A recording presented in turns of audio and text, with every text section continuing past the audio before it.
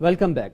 Ahmedabad auto રિક્ષા union દ્વારા 26મી જાન્યુઆરી નિમિત્તે નારણપુરામાં આવેલ સંધ્યા વૃદ્ધાશ્રમના વૃદ્ધ લોકો માટે એસજી હાઈવે પર આવેલા વૈષ્ણોદેવી મંદિરના દર્શનનું નિઃશુલ્ક આયોજન કરવામાં આવ્યું હતું. છેલ્લા 5 વર્ષોથી ઓટો રિક્ષા ડ્રાઈવર યુનિયન દ્વારા 15મી ઓગસ્ટ અને 26મી જાન્યુઆરીએ વૃદ્ધાશ્રમના લોકો માટે નિસ્વાર્થ ભાવે આ પ્રકારની સેવાનું કાર્ય કરવામાં આવે છે. આજના જમાનામાં એક તરફ જ્યાં માનવતા મરી પરવારી હોય તેવા કિસ્સા જોવા મળતા હોય છે.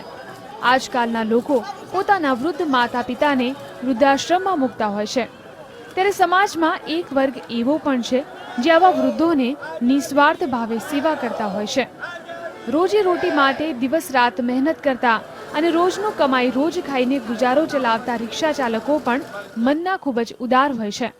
અમદાવાદના ઓટો રિક્ષા ડ્રાઈવરો ફક્ત વૃદ્ધોના ચહેરાની ખુશી માટે કોઈ પણ જાતના સ્વાર્થ વગર તેમના માટે દર વર્ષે 26મી જાન્યુઆરી અને 15મી ઓગસ્ટના દિવસે વૈષ્ણોદેવી મંદિરે આ વૃદ્ધ લોકોને દર્શન માટે લઈ જાય છે.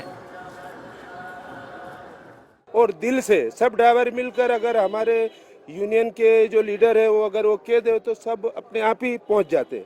वो आवे नहीं उसके पहले हम पहुंच जाते. तो फिर हम ऐसा चाहते हैं कि हम ऐसा प्रोग्राम देते रहे, कम से कम इनकी दुआएं तो लेवे.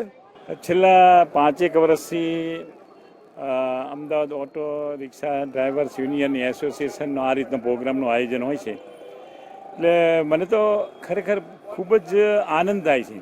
અમે બધા ભેગા પડીને નક્કી કર્યું કે આપણું યુનિયન જે આજથી 5-6 વર્ષ પહેલાં બન્યું ત્યારે કે અમે આ ઉજવણી કેવી રીતે કરવી જોઈએ. 15મી ઓગસ્ટ આવતી ભાઈ તો ભાઈ આપણે બધા સુઝાવ કે આપણે રીતે વડીલોને ફેરવીએ. ત્યારે પહેલાં અમે સ્વતંત્ર સેનાનીઓને ફેરવતા હતા, પછી ઘણા ઘરવાળાને ફેરવતા, સિનિયર સિટીઝનોને ફેરવીએ છીએ અત્યારે.